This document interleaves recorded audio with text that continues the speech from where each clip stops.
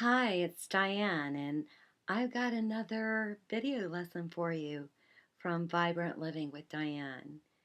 What I'm going to share with you today is how to not let mean people hijack your day. How many of you know that if you get some terribly bad service or someone smarts off to you and you didn't deserve it and they were terribly rude, how long does that sit in your head? How long does that marinate in there and just get built up and focused on?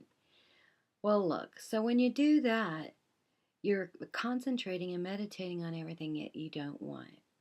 I'm going to give you an example of a time that was just shocking to me, but I turned the situation around because, see, I happen to have a couple of tools in my toolbox. Well, I was at a shopping mall, and you know how they have impulse purchases at the checkout?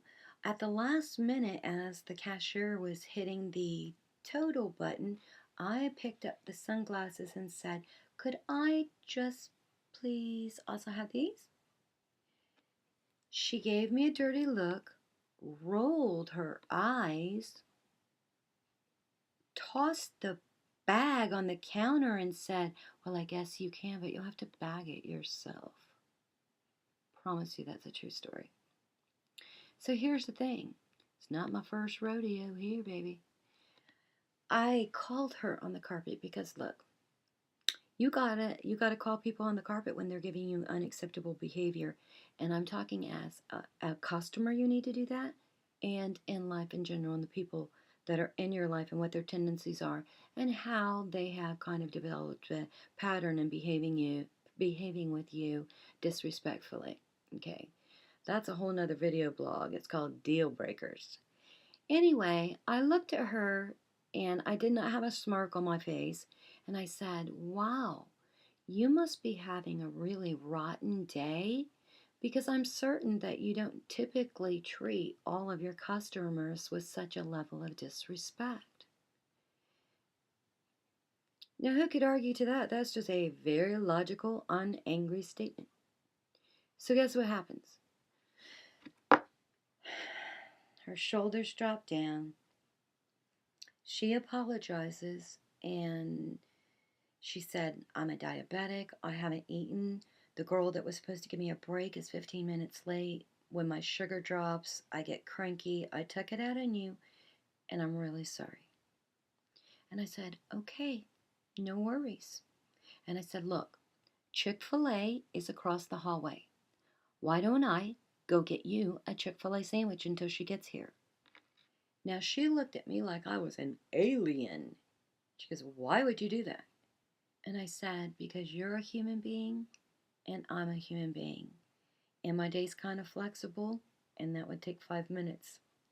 And she goes, "No, that's not necessary, but thank you for helping me get my attitude in check." Look, there's a strategy that you can use so that people don't grab onto your day and fill the next 2 hours of your mental capacity with their negativity. I don't have time for it. And so here's your strategy. I use the acronym DEAL, DEAL.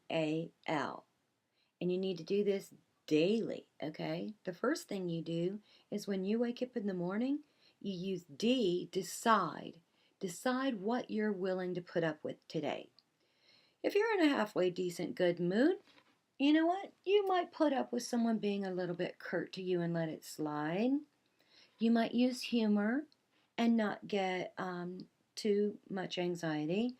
If you wake up that you already couldn't sleep last night and you have worries on your mind of stuff that's going on in your life, you are going to be less patient and less willing to put up with anybody who is harsh to you.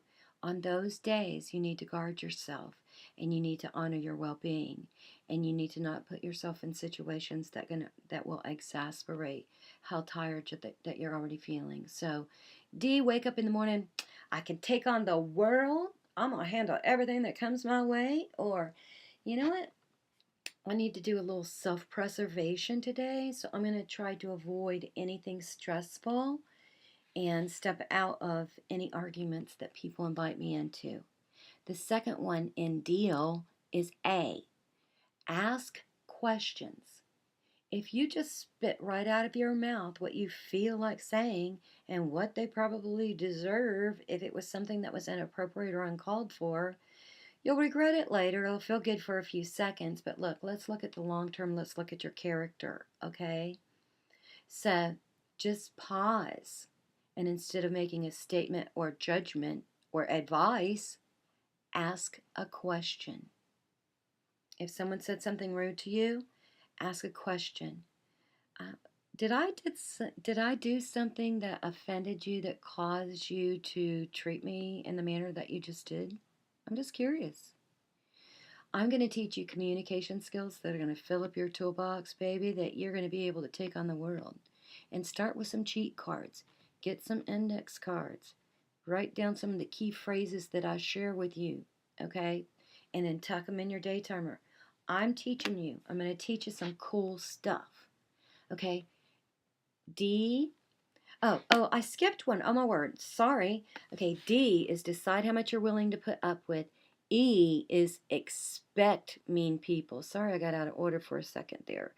E is expect them. Oh my gosh, isn't it ridiculous that we have to expect mean people?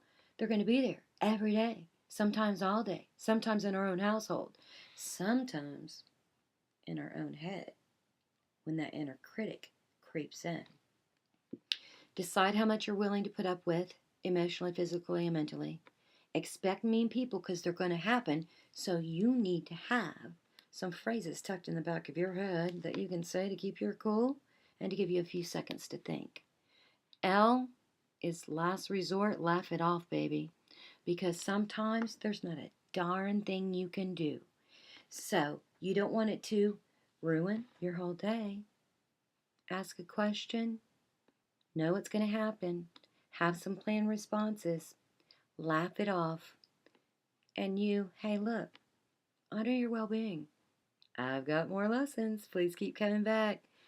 Please subscribe to my blog. I got stuff for you.